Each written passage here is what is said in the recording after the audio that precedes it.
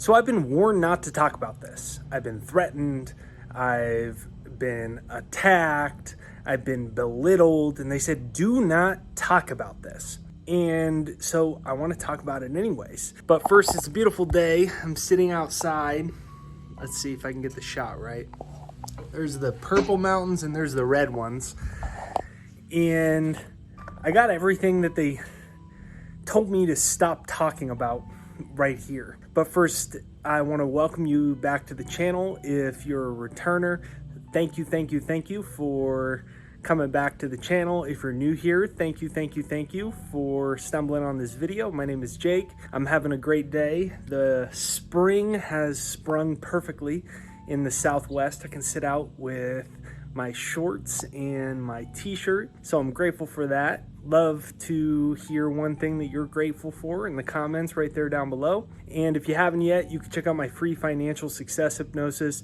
It's right there down below. It's jakeshypnosis.com. But this is a very powerful video, so don't get the hypnosis yet. And let's dive right into this video.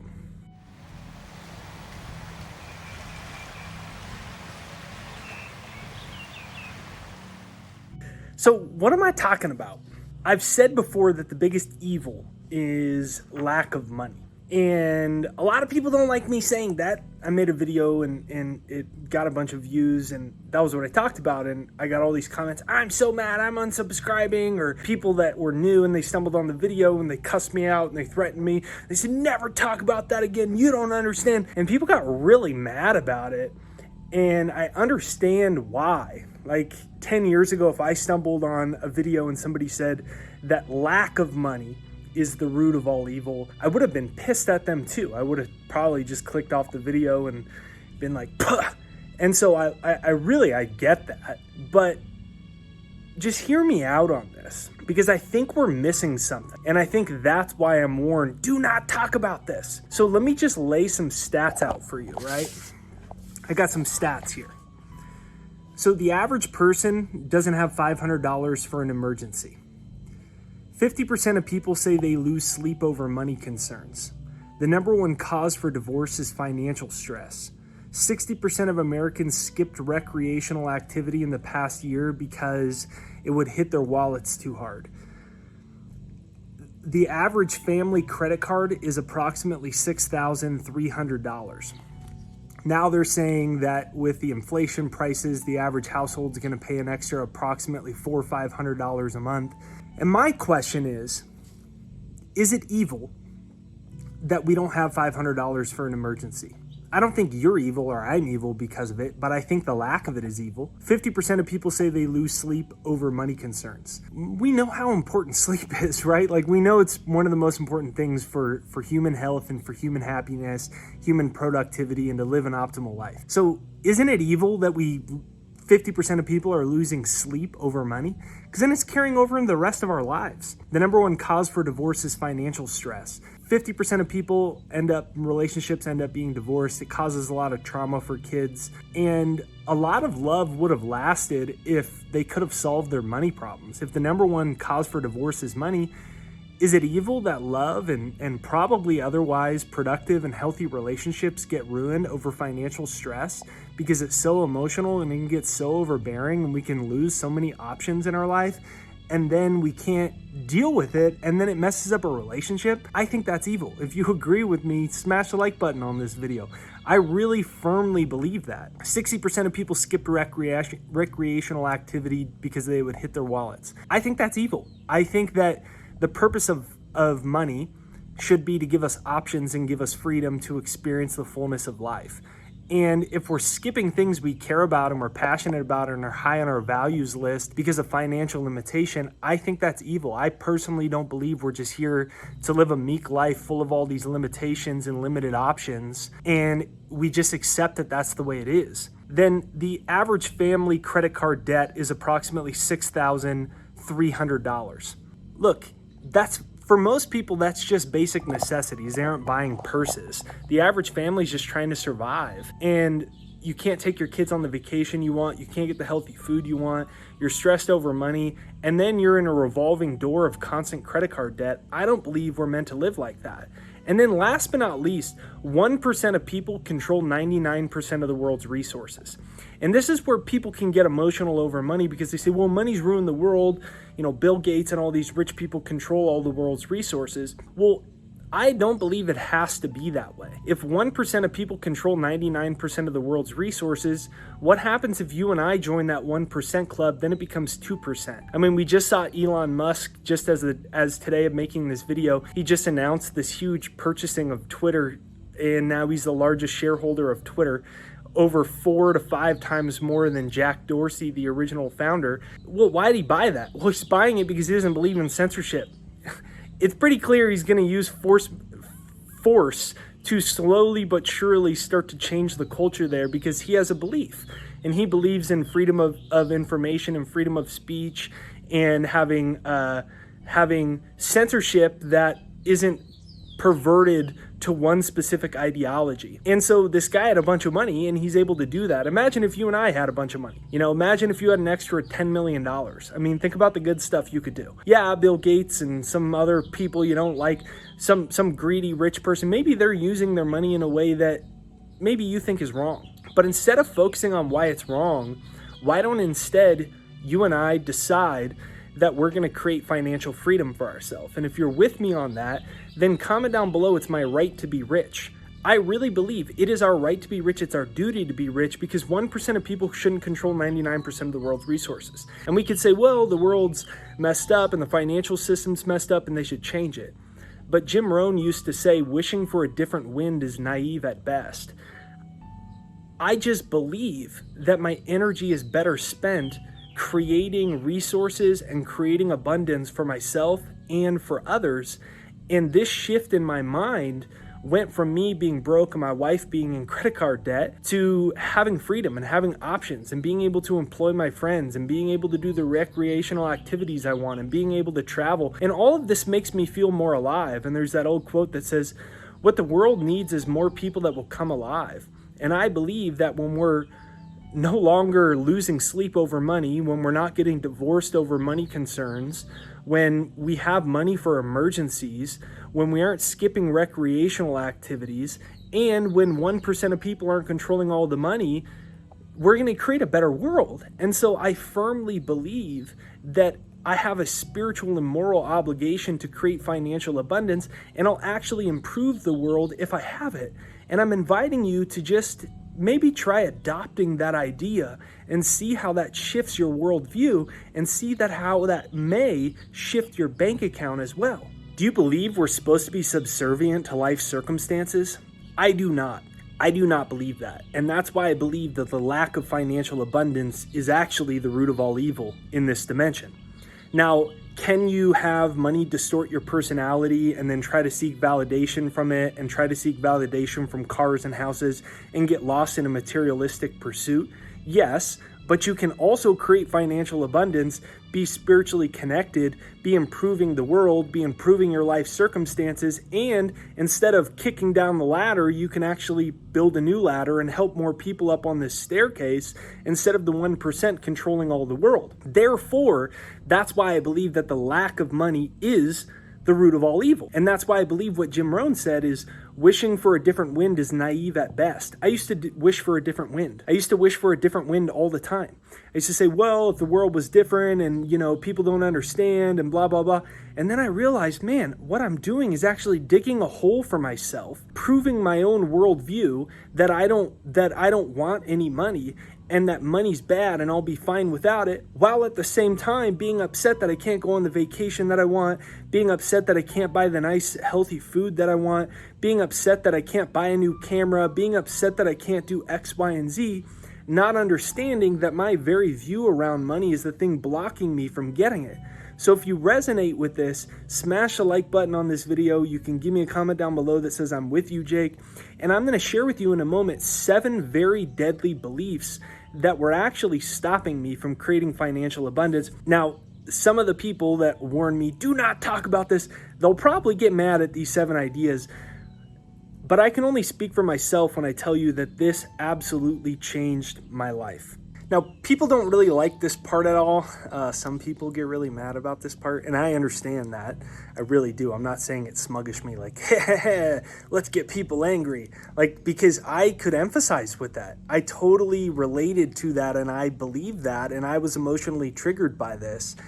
And then I realized I was creating my own enslavement. So people don't like this, but what you do is far less important than how you think about money. And a lot of people don't like that because then they think you're oversimplifying money. And then that enters get rich quick schemes and all these types of things like that. And like super new age thought that some people don't like. And then, oversimplifying money. And I get that totally 100%. But I have to say, many of the things that I was doing ended up being the things that made me a lot of money, whereas before they didn't make me any money. And the difference was I got rid of these 7 deadly ideas. Because think about this. If hard work alone brought wealth, then why do we work 40 plus hours a week, but so many people are still broke? So if hard work alone, if the hustle videos and the people that say, this whole mindset idea, money mindset is a scam and it's ridiculous and it's bastardizing money and it's over. Well, then why do most people work 40 hours a week their whole life, but they're still broke? Obviously, hard work alone doesn't do it. And it has to do with how we think about ourselves and how we think about money. And so I want to share with you these 7 deadly beliefs that I had to change. And one of the ways that I changed them was through success hypnosis. I have a free financial success hypnosis. It's right there down below. Do not get it yet because I want to share with these 7 ideas. And then I'd love to hear from you and let you know which of these 7 ideas resonates the most. You can let me know in the comments which of these 7 you resonate with the most. But the way that I changed that was by using this success hypnosis every day, every morning, and every night to start to change my subconscious beliefs that I didn't realize that I had that were blocking me from attracting financial opportunities that were really right in front of my face, or if they weren't right in my face, they were pretty close to me, but I was repelling them. I was repelling the people, the circumstances, or the opportunity was there and I couldn't see it due to my frame of mind. And my free financial success hypnosis is right there down below. It's jakeshypnosis.com, pinned to the comments and in the description. Okay, number 1 is that money is not that important. When I didn't have any money and I was struggling and I was trying to create success in my career, but it wasn't working out, I eventually got to this place where instead of letting go of my attachment to results, instead I became essentially a pacifist in that I would tell myself that it's not that important, which is blasphemy because just go back to the things earlier. The average person doesn't have $500 for an emergency. That's important. 50% of people lose sleep over money. That's important. The number 1 cause for divorce is money. That's important. 1% of people control 99% of the wealth, and we live in the best time in human history for opportunities. You could be the person that changes that breaks that statistic, that buys a new social media company, that invents a new product or technology or idea that improves the lives of people in the world and creates a lot of financial resources so you could do awesome things with the world and make the world an even better place to live. Right? 60% of people skip recreational activities, like we said, because they thought that it would hurt their wallet. I think that's important. The average family has over $6,000 in credit card debt. I think that's important. I don't think we're meant to live with this weight of the world of constant debt and financial limitation. So I realized that I always said that as a self-protective mechanism to justify why I didn't have any money. But then once I realized that belief system was controlling my subconscious relationship with money, if you believe Harley Davidsons aren't very important, do you think you're going to have a Harley Davidson in your car? If you believe exercise isn't very important, do you think you're going to wake up at 5 a.m. an hour earlier than usual so you could exercise every day, even when you're tired and it's inconvenient? If you think relationships aren't that important, do you think you're going to fight through the difficult times where sometimes you're miscommunicating and you're not on the same page? Or do you think you're just going to blow it, sabotage your relationship and say, I'm over it, I'm done with it, right? Whatever you don't think is important from a subconscious level, you will repel and keep at a distance in your life, even if it's money, which deep down you might want, even though you keep saying, I don't have it, therefore it's not that important. Number 2 is I don't know how. I used to always say this one, okay, fine. All right, I admit it's important. I admit I have a problem. I admit that I want more freedom and I want to do more cool things in the world, but I don't know how. I don't know how. I don't know how. I don't know how. The thing is, we've started to develop an idea that that's bad. If you don't know how, therefore that's bad, therefore you should stop, therefore it's not possible. But what if not knowing how is actually the birthplace of growth? Bob Proctor talks about 3 types of goals: an A-type goal, a B-type goal, and a C-type goal. And an A-type goal is a goal you already know how to do. I make 40K and I want to make 40K again. A B-type goal is a goal you think you know how to do. I make 40K and I want to make 45. Something that you could reasonably do if you just double the amount of coffee you're drinking. Like, you don't really have to change your paradigm or grow that much. But then number 3 is a goal you don't know how to do. And that's why Henry David Thoreau said the point of a goal isn't what you get, but who you become in the process. So the point of financial achievement of a big goal isn't what you get. It's not a house, it's not a car, and it's not digits in your bank account. It's who you become in a process, being more organized, taking more responsibility, and how this translates into the rest of your life and your family. For me as a father, when I finally took control of my life, the things that I've learned have helped me be a better father. They've helped me be a better husband. And I'm not the best father. I'm not the best husband, but I'm definitely better than I used to be when I always blamed everything else for why things were the way that they are. So not knowing how is actually good, because it involves you having to change, build a new paradigm, learn new skills, and grow. And this is exactly what you want. You want something you don't know how. Like, when I was making $1,500 a month, $2,000 a month, I didn't know how to make 6 figures. I didn't know how to build a higher income. But that used to stop me. Instead, I said, I don't know how. Let me start learning. Let me start growing. Let me start being more consistent. Let me stop getting focused on the outcome and start trying to change who I am and how I show up to my life and myself, and see if I could shift the results in my life. Turns out it worked, and I grew as a person. So just because you don't know how is no reason to not start. Number 3, at least I'm happy. This kind of ties into number 1, which was money's not that important. I used to always say, well, at least I'm happy, at least I'm happy, at least I'm happy. Look at them, they're probably not very happy. I don't know anything about them. They may work a lot, but they may love what they do. They may be way happier than me. I don't know that. It's just a justification, a very general one, that serves as a self-protective mechanism for why I was where I was in my life. And then if I really boiled it down, was it even true? So think about that. If you say stuff like, at least I'm happy, ask yourself, is it really true? And for the most part, for me, it was, but there was a lot of things I wanted to do. My wife and I wanted to go travel. We wanted to go backpack. We wanted to go camp, wanted to go fly to Canada and travel through the summer in the mountains. But it took money to do that, and even just a little bit of money, but we didn't have any. So therefore, I was limited in a lot of the things that I wanted. And yeah, you could just say, well, just be content with what you have. But I also believe that desire is really a expression of wanting to experience more life. Therefore, at least I'm happy. I don't think it's a good consolation prize. I think we're meant to have money and happiness, and perhaps that freedom can go hand in hand as well. Number 4 is rich people are bad and they should give it all away. You know, you may not think exactly like that. I didn't think exactly like that, but I pretty much did. And it was really out of jealousy, I think. And because I wasn't where I wanted to be deep down, instead of dealing with those feelings and taking responsibility for them, instead I would get jealous when someone, oh yeah, I'm better at them than YouTube, or see someone with a nice car, and maybe I don't even want a car, but I just want some freedom. And I'm like, well, they're buying a car and I'm over here stressed. What a-hole, right? And we do it in a lot of different ways. And I invite you to think about the ways that maybe you do that a little bit. And I like to reverse that and instead bless what you want. So when you see someone that's doing really well in music, and you see someone doing really well on YouTube, and you see someone doing really well in real estate, and somebody in your neighborhood that just got a new house, and someone that just bought the house that you've been renting that you wish you could have bought, but instead you couldn't afford it, so you had to move out, can you instead bless what you want?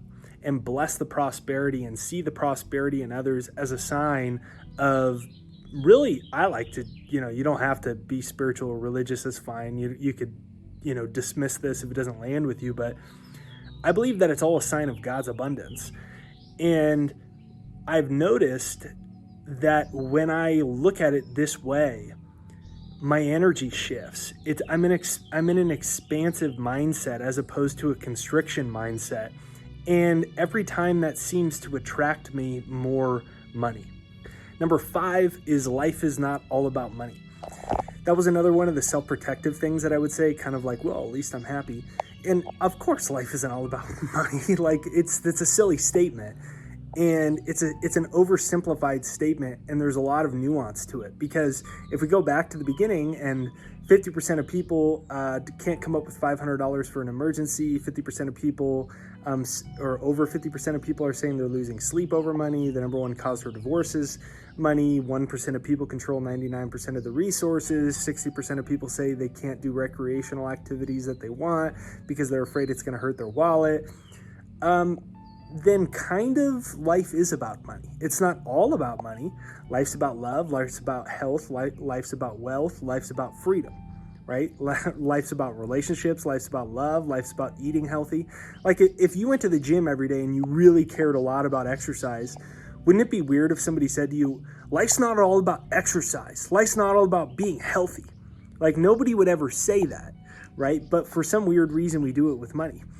But again, this justification turns into a subconscious pattern that repels money from us. Because if you say all the time, life's not all about money, then what you're really saying is, I don't want it, or I don't need it, or it's bad. And the subconscious mind is the emotional mind. So it stores those emotions and blocks you from attracting more financial abundance in your life, even if deep down you want it, because the emotions you've associated with it are anger or jealousy, or it's bad, or it's evil, or it's wrong, or I don't need it. And because the subconscious mind isn't logical, it can't interpret, oh, well, right now Jake's just doing a self-protective mechanism to not come face with his own feelings of procrastinating and not taking advantage of the opportunities in life, and he's really just mad at himself. My subconscious mind can't do that. It just says, okay, bad, okay, wrong, okay, let me keep this away because somehow I associate this with pain. So replace that idea. Instead of life's not all about money, replace it, right? Isn't it just as true to say that life is about freedom and money can give you options? Life's about freedom. Money can give me options. Now I have a healthy belief system where I'm not becoming a slave to money, right?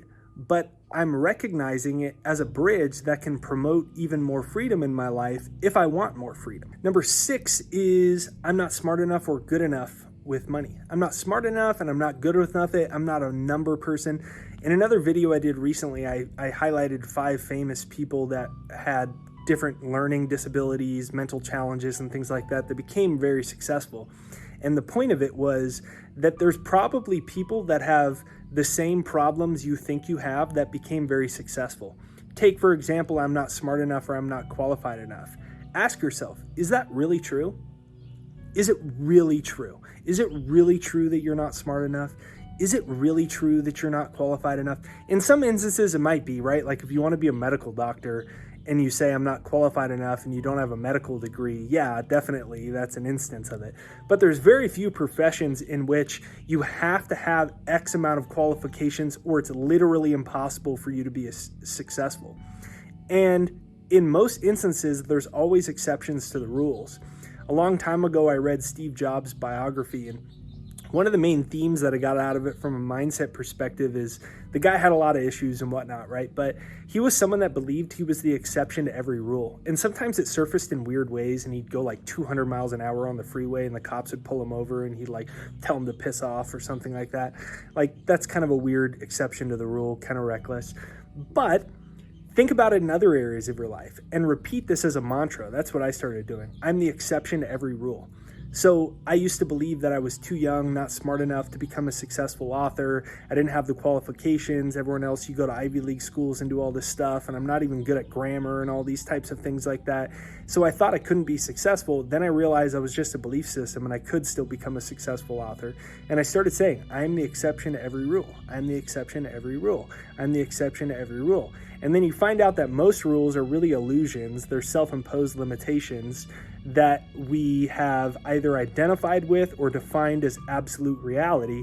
But if you peel the layer back and you just ask yourself, is this really true? You'll probably find it's not as true as you think, and you could probably find an exception to that rule from somebody else. And if somebody else did it, that means you could do it too. So comment right there down below, I am the exception to every rule. And start to drill that into your mind every time you catch yourself going, I'm not smart enough, I'm not good with money, I'm not this enough, I'm not that enough. Just say, I'm the exception to every rule. Number 7, What if it doesn't work out? Right? The fear of investing our time and energy into anything. It might even just be a romantic relationship and your past ones haven't ended well, so you're afraid of investing the energy and committing to it and then it not working out again, right? So it's the fear of failure. It's the fear of a self-fulfilling prophecy that may or may not occur, that we're convinced will occur, therefore we're going to protect ourselves now. And then that leads to procrastination, and that leads to, not really going for it, and that leads to self-sabotage and all these different things. So here's the question. What if it doesn't work out? Well, what if it does? Instead of what's the worst that could happen, what's the best that could happen? First, instead of ignoring the worst that could happen, really think about it. So I thought about it in my life. What's the worst that could happen when I was 19 years old and I said I was going to drop out of college, backpack around the world, then I was going to write a book about it, and then I was going to become a big successful author and all these things. And everyone thought it was like the dumbest idea ever, and I lost most of my quote-unquote friends, and people made fun of me, and they were like, well, what is this idiot doing? And then I thought, well, what's the worst that could happen? Okay, the worst that could happen is I travel around the world, vagabond style, I have some fun, I come back, I write the book, nobody reads it, and then I have to go back to school or something. I go to a junior college or something in the future. Okay, that's the worst that could happen. Well, what's the best that could happen? Well, the best that could happen is I stick with it, it ends up working out, and I build a great career for myself. I jumpstart my life because I started it earlier, and all these great things end up happening in my life. So every time you catch yourself focusing on the negative, really ask yourself, what is the worst? Feel the emotions of that, absorb the possibilities, and then weigh it to what's the best that could happen. And generally, the best that could happen outweighs the worst, especially when you remember, again, that the point of a goal isn't what you get, it's who you become in the process. So I hope you enjoyed today's video. If you did, you could let me know in the comments right there down below. Which of these 7 deadly beliefs speaks to you the most? You can let me know in the comments right there down below. If you haven't yet, be sure to get my free financial success hypnosis. It's Jake's Hypnosis right there down below, pinned to the comments and in the description. If you enjoyed today's video, you could hit the like button, subscribe, bell notification, all that good stuff. Or you could not do it too. It's up to you. Whatever you want to do, my friend. So wishing you a great day. I hope this video added value to your life, and if it did, let me know in the comments. That's why I made this video, and that's why I touched on the subject, even though a lot of people have warned me not to talk about it. So have a great day. I'll see you next time.